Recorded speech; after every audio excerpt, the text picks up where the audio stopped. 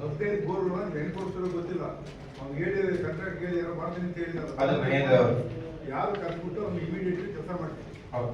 ಅವ್ನು ಕೋಪರೇಷನ್ ಕೊಟ್ಟು ಇಮಿಡಿಯೇಟ್ಲಿ ಇಲ್ಲ ಸೆವೆನ್ ಬರ್ತಿದ್ದಾರೆ ಸರ್, ಅದಕ್ಕೆ ಪೇಮೆಂಟ್ ಆಗಿದೆ. ಬಾಕಿ ಏನಿದೆ ಇಮಿಡಿಯೇಟ್ ಕೊಡ್ತೀವಿ. ಇವತ್ತು ಬರ್ತೀನಿ ಹೇಳಿದ್ರು. ಅದು ಆದ ತಕ್ಷಣ ನೀವು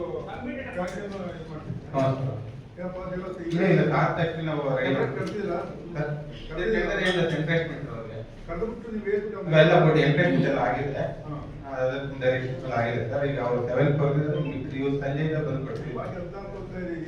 ಅದೇ ಇಲ್ಲ ಇವತ್ತಿನ ಶುರು ಮಾಡ್ತೀವಿ.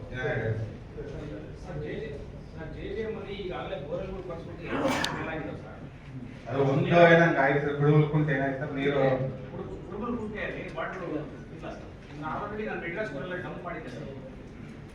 ಒಂದು ವಿಲೇಜ್ ಹಂಗೆ ಆಗಿದೆ ಸರ್. ಅದಕ್ಕೆ ಇವತ್ತು ನೋಡ್ಕೊಂಡ್ ಬಂದಿದೆ ಸರ್. ಮತ್ತೆ ಇನ್ನೊಂದು ಪಾಯಿಂಟ್ ಬರ್ತಾರೆ. ಆಮೇಲೆ ಅಲ್ಲಿ ಪೈಪ್ ಲೈನ್ ಆಗಿತ್ತು ಅಲ್ಲಿ ಸರ್, ಹಳ್ಳಿಯಲ್ಲಿ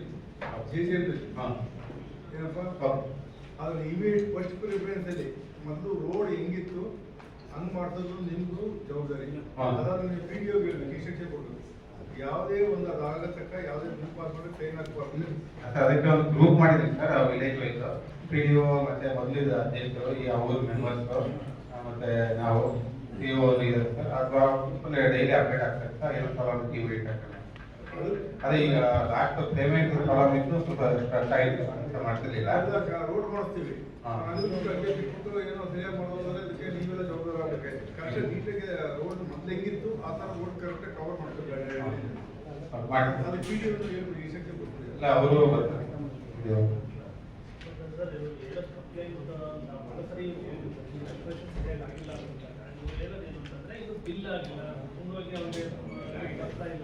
ಈಗ ಮನೆ ಸ್ವಲ್ಪ ಆಗಿದೆ ಸರ್, ಅದೇ ಇನ್ನೊಂದು 35 ಕೊಡ್ತೀವಿ. ಈಗ ಆಮೇಲೆ ಇನ್ನೊಂದು ಕುಡಿಯೋ ನೀರು ವ್ಯವಸ್ಥೆ ಅದಕ್ಕೆ ಏನು ಮಾಡ್ತೀರಿ ಅಂದರೆ ಏನು ಮಾಡಿದ್ರು ಅಲ್ಲ ರೀ, ಹಿಡಿತಾರಲ್ರಿ ಯಾವುದೋ ಶುದ್ಧ ಅವನು ಮಾಡ್ತಾರೆ ಮೇಂಟೈನ್ ಮಾಡೋದು. ಎಲ್ಲ ಅಪ್ಡೇಟ್ ಮಾಡಿದೆ ಸರ್. ಅವ್ನು ಎದುರಿಸಿ ಮಾಡಿದ್ದು ಮೀಟಿಂಗ್ ಇವ್ರು ಹೇಳಿದ್ದೀನಿ. ಇಲ್ಲ ಏನು ಹೇಳಿದ್ರಿ ನೀವು ಸರ್, ಈಗ ಲಾಸ್ಟ್ ಮಂತ್ ಏನೇನು ಕರೀತೇವೆ ಸುಮಾರು ಒಂದು 10-15 ಪ್ಲಾಂಟ್ ಎಲ್ಲ ರಿಪೇರ್ ಮಾಡ್ತಿದ್ದಾರೆ ಸರ್. ಆಮೇಲೆ CEO ಡೈರೆಕ್ಷನ್ ಪ್ರಕಾರ ಎಲ್ಲಾನು ಈಗ ರೆಡಿ ಮಾಡಿ ಹ್ಯಾಂಡ್ ಓವರ್ ಮಾಡಿದ್ರೆ ಅವ್ರ ಪೇಮೆಂಟ್ ಅಲ್ಲೇ ನಾವು ಅಲ್ಲೇ ಇಟ್ಕೊಂತೀವಿ ಅಂತ ಹೇಳಿದ್ದಾರೆ. ಡಿವಿಷನ್ ಲೆವೆಲ್ KB ಬಿಲ್ ಏನು ಪೆಂಡಿಂಗ್ ಇರುತ್ತೆ ಅದನ್ನ ನಾವು ಡಿವಿಷನ್ ಲೆವೆಲ್ ಪೇಮೆಂಟ್ ಮಾಡ್ಕೊಬೇಕು ಇಟ್ಕೊತೀವಿ. ನೀವು ಅದನ್ನ ಕಂಡೀಷನಲ್ಲಿ ಹ್ಯಾಂಡ್ ಓವರ್ ಮಾಡಿಬಿಡಿ ಅಂತ ಹೇಳಿದ್ದಾರೆ ಸರ್. ಈಗೆಲ್ಲ ರೆಡಿ ಮಾಡಿ ಸರ್. ಮತ್ತೆ ಇದೆ ಸರ್, ಅವರು 1,25,00,000 ಪೆಂಡಿಂಗ್ ಇದೆ ಡಿವಿಷನ್. ಅದಕ್ಕೆ ಎಲ್ಲ ಇಟ್ಕೊಂಡಿದ್ದಾರೆ. ಅದು ಈಗೆಲ್ಲ ರೆಡಿ ಮಾಡಿದೆ ಸರ್. ಅದರಲ್ಲಿ 10 years ಆಗೋಗಿರುವ KRDL ಅದನ್ನು ಮಾಡಿರುವ ಅವು ಸ್ಕ್ರಾಪ್ ಆಗಿದೆ ಸರ್.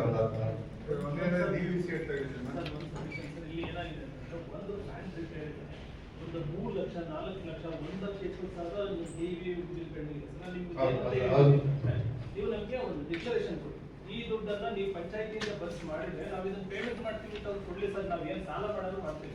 ಅಟ್ಲೀಸ್ಟ್ ಅದನ್ನ ಏನು 3,40,000 ಪೆಂಡಿಂಗ್ ಇತ್ತು. ಅಮೌಂಟ್ ಇರ್ತದೆ. ಇದೆ 1,25,00,000 ಇರುತ್ತೆ. ಅವರು ಪೇಮೆಂಟ್ ಕೊಡೋದು ಇಲ್ಲ. ಈ ನಮ್ಮಲ್ಲಿರೋದು 13,40,000 KB ಬಿಲ್ ಪೆಂಡಿಂಗ್ ಇದೆ ಎಲ್ಲ ನಾವು. ಈಗ ಒಂದು ಈಗ ಅಂಕಾಪುರ ಪಂಚಾಯತ್ ಪ್ಲಾಂಟ್ ಅಂದ್ರೆ ನಾವು ರಿಪೇರಿ ಮಾಡಕ್ ಬರಲ್ಲ. ಫುಲ್ ಡೆಸ್ಟ್ರಾಯ್ ಆಗೋದು. ಅದಕ್ಕೆ ಇದು ರೆಡಿ ಇದೆ ಸರ್. 9 ಪ್ಲಾಂಟ್ ಸ್ಟಾಪ್ ಆಗಿದೆ ಸರ್. ಅದನ್ನ ಸ್ಕ್ರಾಪ್ ಆಗಿರೋದಿಲ್ಲ. ನಾವು ಏನು ಮಾಡಬೇಕು ಈಗ ತಾವು ಅದೇ ಸರ್ CMI ಸ್ಕ್ರಾಪ್ ಅಂತಲೇ ಬರ್ಕೊಡ್ರಿ, ಬೇರೆ ಹೊಸದಾಗಿ ಹಾಕ್ಸಬೇಕಾದ್ರೆ ಆಗಿದೆ ಸರ್. ನಮ್ಮ ಮನೆ CMI ಒಂದು ರಿಪೋರ್ಟ್ ಕೊಟ್ಬಿಡಿ ಬೇಕಾದ್ರೆ. ಇದೆಲ್ಲ ಹಾಳಾಗಿದೆ, ದಿನಂತೆಯಲ್ಲಿ ಆಗಿದೆ ಸರ್. ತಾವು ಕೊಟ್ಟಿದ್ದು 39 ಪ್ಲಾಂಟ್ ಹೊಸ ಆಗಿದೆ. ಅದೇ ಸರ್, ಅವ್ರದ್ದು ಅಮೌಂಟ್ ಇದೆ ಸರ್. ಅದನ್ನು ರೆಡಿ ಮಾಡೋದು ಡಿಡಕ್ಟ್ ಮಾಡ್ಕೊಳ್ಳಿ. ಅದೇ 1,25,00,000 ಇದೆ ಸರ್. ಅದಕ್ಕೆಲ್ಲ ಬರ್ದಿದ್ದೀವಿ ಸರ್. ಇಷ್ಟು ಸ್ಕ್ರಾಪ್ ಆಗಿದ್ದಾವೆ. ಇದನ್ನ ರೆಡಿ ಮಾಡೋವರೆಗೂ ಅವ್ರೇನು ಮಾಡಲಿಲ್ಲ, ಆ ರಿಪೇರಿನೂ ಆಗಲಿಲ್ಲ. ಅಲ್ಲಿ ಜನ ಏನ್ ಮಾಡಬೇಕು? ನೀವು ಯೋಚನೆ ಮಾಡಿ, ಇವಾಗ ಯೋಚನೆ ಮಾಡಿ ಏನ್ ಮಾಡ್ಬೇಕು ಹೇಳಿ ಜನ. ನೀವು ತೀರ್ಮಾನ, ನೀವು ಅಧಿಕಾರಿ, ನೀವು ತೀರ್ಮಾನ ತಗೋಬೇಕು. ಒಂದು FIR ಮಾಡಿ ಕಂಪ್ಲೇಂಟ್ ಮಾಡ್ರಿ. ಅವರು ಮಾಡಿ ಜನಕ್ಕೆ ತೊಂದರೆ ಮಾಡಿದ್ರೆ ಅವ್ರನ್ನ ಕಾಂಟ್ರಾಕ್ಟ್ ಮೇಲೆ ಡಿಸ್ಟ್ರಿಕ್ಟ್ ಲೆವೆಲ್ ಇದೆ. ಅವ್ರು ಹೇಳಿದ್ರು ನಿಮ್ಮ ಹತ್ರ ಅಮೌಂಟ್ ಇದೆಯಲ್ಲ ಅದನ್ನ ರಿಕವರಿ ಮಾಡ್ಕೊಂಡು ಪ್ರೋಸೆಸ್ ಮಾಡಿ ಆಮೇಲೆ ಬೇಕಾದ್ರೆ ಅವರು ಆಕ್ಷನ್ ತಗೋಬಹುದು. ಕಂಪ್ಲೇಂಟ್ ಅದು ಆಲ್ರೆಡಿ ಕೊಟ್ಟಿದ್ದೀವಿ ಸರ್, ಮಾಡಿದ್ದೆ SP ಮಾತಾಡ್ಕೊಂಡು ಇದು ಫೈನಲ್ ಮಾಡಿ ಸಾಹೇಬ್ರು ಹೇಳಿದ್ರು ಸರ್. ಬಟ್ ಅದೇ ಅವರು ಅವ್ರ ಅಮೌಂಟ್ ನ ರಿಕವರಿ ಮಾಡ್ಬಿಟ್ಟಿದೆ, ಆಮೇಲೆ ಬೇಕಾದ್ರೆ ನಾವು ಕಂಪ್ಲೇಂಟ್ ಇದು ಮಾಡ್ಬೋದು, ನೀವೇ